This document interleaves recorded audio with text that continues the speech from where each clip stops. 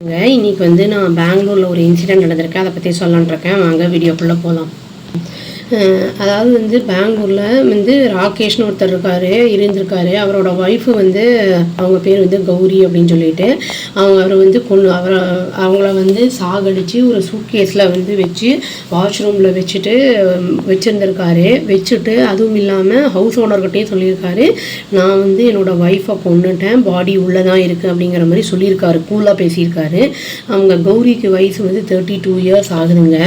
அப்புறம் இந்த ஹவுஸ் ஓனருக்கு சொன்ன உடனே அவர் இம்மீடியட்டாக என்ன பண்ணியிருக்காருன்னா போலீஸுக்கு இன்ஃபார்ம் பண்ணியிருக்காரு. போலீஸ் வந்து இந்த க்ரைம் ஸ்பாட்டுக்கு வந்து பார்த்துருக்காங்க. ஆக்சுவலி இவங்க வந்து கர்நாடகா ஆளு கிடையாது. இவங்க வந்து மகாராஷ்டிரா பாம்பேக்காரங்க. அவங்க வந்து என்ன பண்ணியிருக்காங்கன்னா வேலைக்காக இங்கே வந்திருக்காங்க. அப்பார்ட்மெண்ட்டில் வந்து ரெண்ட்டுக்கு வீடு எடுத்து தங்கியிருக்காங்க 3rd ஃப்ளோரில் அப்பார்ட்மெண்ட்டில். அவர் வந்து ப்ராஜெக்ட் என்ஜினியராக ப்ரைவேட் ஃபர்மில் வந்து வேலை பார்த்துட்ருக்காரு. அவர் வந்து அந்த அவரை வந்து என்ன சொல்கிறாருன்னா வந்து அவங்க ஒய்ஃப் வந்து ஹோம் மேக்கர் தான்.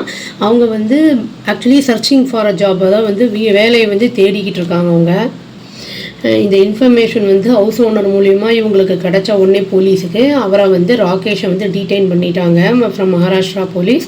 அப்புறம் வந்து போலீஸ் வந்து நினச்சாங்க, ஃபஸ்ட்டு வந்து நியூஸில் போட்டிருந்துச்சு. போலீஸ் வந்து என்ன நினச்சாங்கன்னா இது சூசைட் அப்படின்னு தான் நினச்சாங்கன்னா.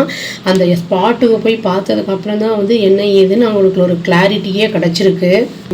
இவங்க வந்து ஃபாரன்சிக் டீம்லாம் வந்து பார்த்துட்டு என்ன சொல்லியிருக்காங்கன்னா நிறைய ஸ்டாப் இன்ஜுரிஸ் எல்லாம் இருக்குது அப்படிங்கிற மாதிரி பார்த்து சொல்லியிருக்காங்க. இதில் வந்து இது வந்து டெப்யூட்டி கமிஷனர் ஆஃப் போலீஸ் வந்து என்ன சொல்லியிருக்காங்கன்னா, நாங்கள் வந்து ப்ரோப் பண்ணுவோம், அதுக்கப்புறம் என்ன ஏதுன்னு கண்டுபிடிச்சதுக்கப்புறம் வந்து அவங்க அக்யூஸ்டுக்கு வந்து என்ன பனிஷ்மெண்ட் என்ன ஏதுன்னு சொல்லுவோங்கிற மாதிரி சொல்லியிருக்காரு. இவங்களுக்கு வந்து அந்த கௌரிக்கும் ராகேஷ்க்கும் 2 இயர்ஸ் ஆகுது மேரேஜ் ஆகி. இவங்க வந்து ரெண்ட்டுக்கு இருக்காங்க இல்லைங்களா. இவர் வந்து டோர் வந்து லாக் ஆகிருக்கு வெளியில்.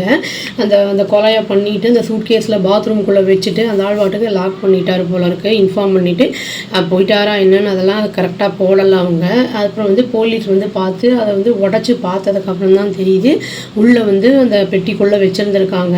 இப்போ வந்து இன்வெஸ்டிகேஷன் வந்து ஆரம்பமாகிருக்கு. அவங்க விக்டிமோட பேரண்ட்ஸ்க்கும் வந்து இந்த மாதிரி ஒரு கொலை நடந்திருக்கு அப்படிங்கிறத வந்து அவங்களோட பொண்ணு வந்து கொலை செய்யப்பட்டிருக்கு அப்படிங்கிறத வந்து இன்ஃபார்ம் பண்ணிட்டாங்கங்கிற மாதிரி தான் நியூஸில் போட்டிருக்காங்க. இப்போ இந்த இன்சிடெண்ட்டுக்கு வந்து பின்னாடி என்ன வந்து மோட்டிவ் இருக்குது, எந்த காரணத்துக்காக வந்து அவங்க இந்த மாதிரி அந்த பால் வந்து கொலை பண்ணா அப்படிங்கிறதெல்லாம் வந்து இனிமே தான் வந்து கண்டுபிடிக்கப்படும் அப்படின்னு வந்து சொல்லியிருக்காங்க.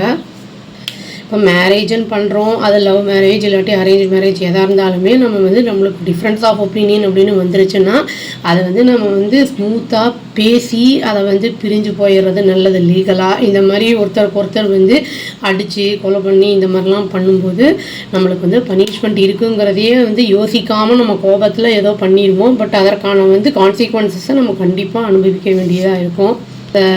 அந்த செத்துப்போன அந்த கௌரியோட ஆன்மா சாந்தி அடையணும்னு சொல்லி இந்த வீடியோவை நான் முடிச்சுக்கிறேங்க. அவ்வளோதான். Thank you. Please do like, share and subscribe our channel and click the all option and tap the bell icon. Thank you.